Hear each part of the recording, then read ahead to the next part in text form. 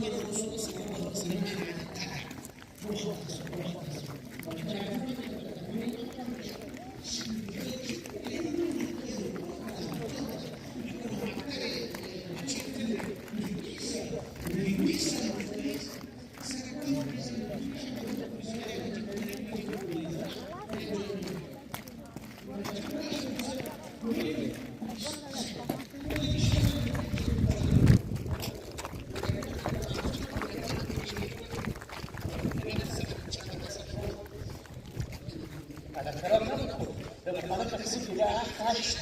منع عن التبع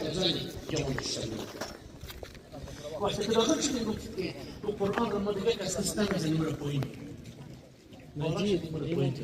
یک پوش دو پوش تقریبا 69 پوش موضوع تشریح داد که هر زمانی که در خانه ما کدام کسی عروسی کرده یک پوش